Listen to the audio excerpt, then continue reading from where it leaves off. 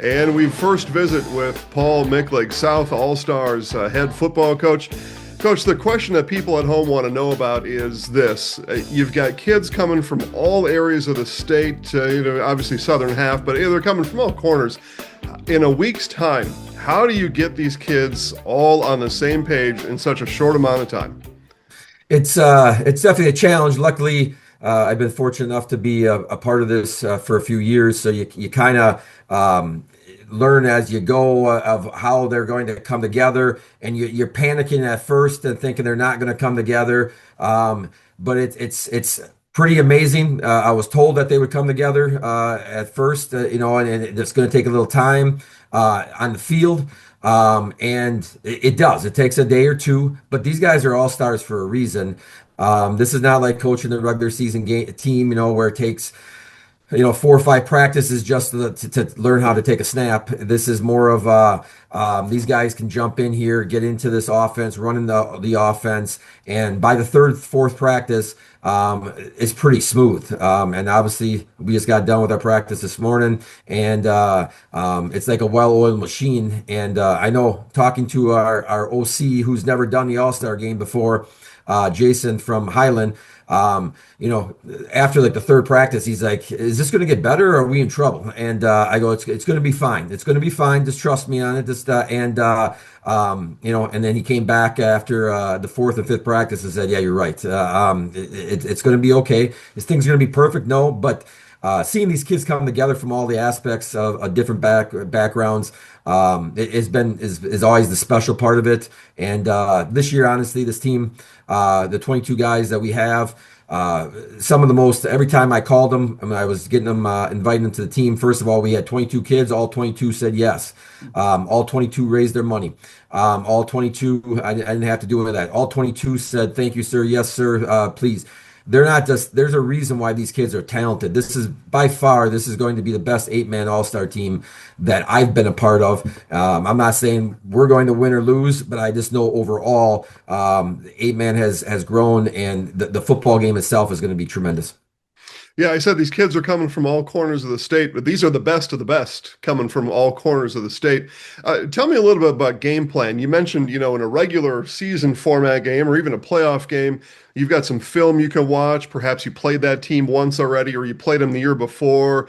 How do you get ready for the other guys on the other side of the line of scrimmage? How does that work for this game?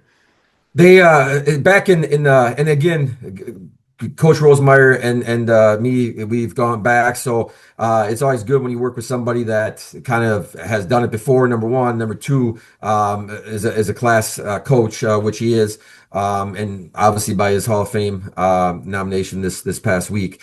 That we get to, in about April, early April, we give each other offense formations that we'll play.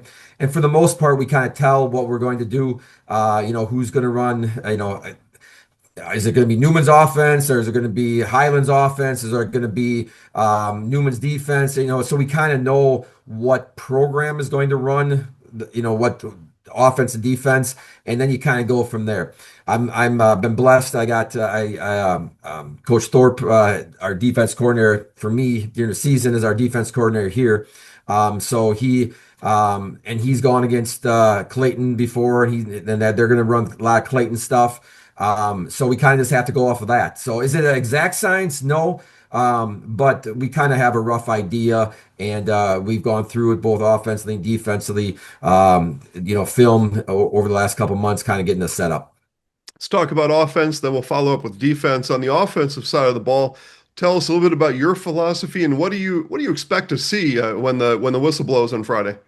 Yeah, I'm gonna be honest with you. I this is the first time in my coaching career where I've kept my hands off of the offense and defense in this game.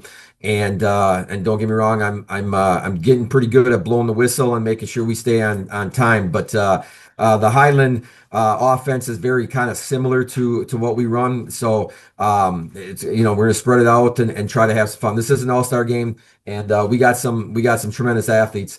Starting with the quarterback play, we got twin brothers from Madison and Bun Life that were down at the state basketball, state track, in the basketball all-star game.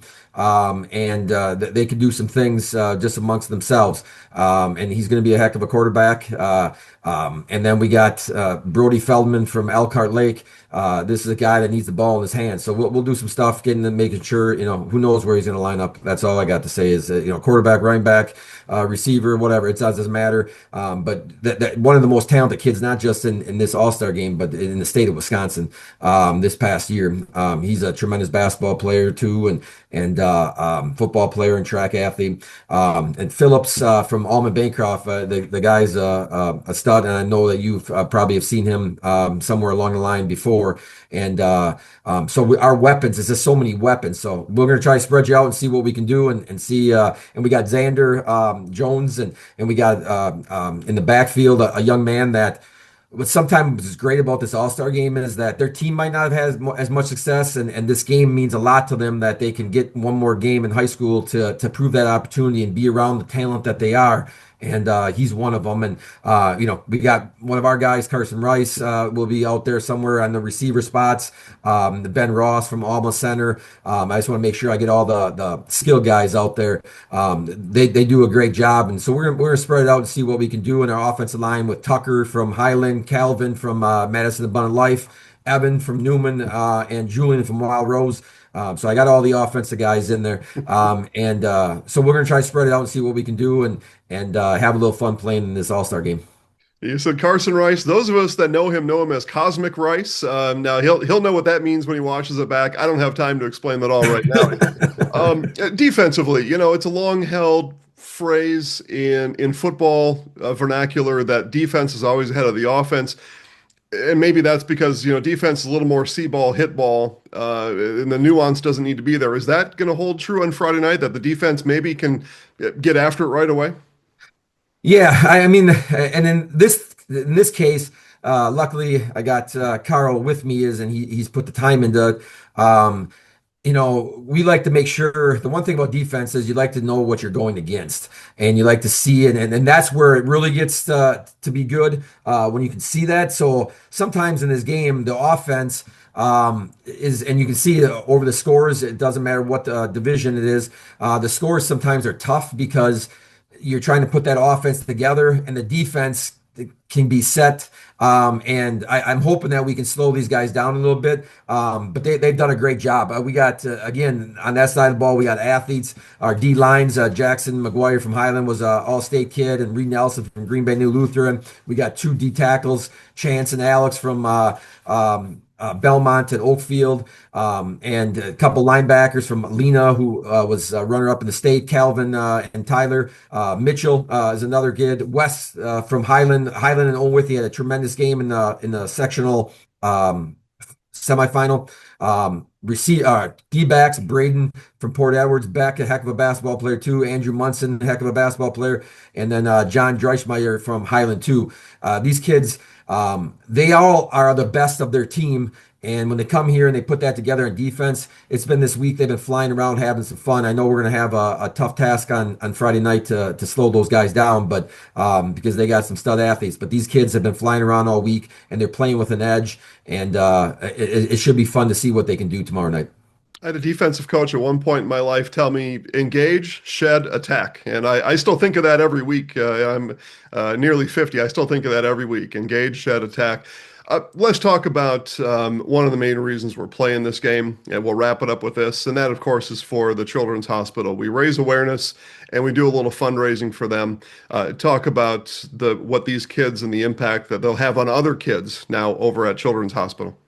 Yeah, the money raised for this over the years, that's always, I tell these kids, the best part is of that. That's why I was so proud of our kids and how they did it. And, I feel like we had a win on the off the field already. I think we were $8, $9, $10,000 more than the North. So to tell Robin, at least we got one victory if we get that when you talk to him.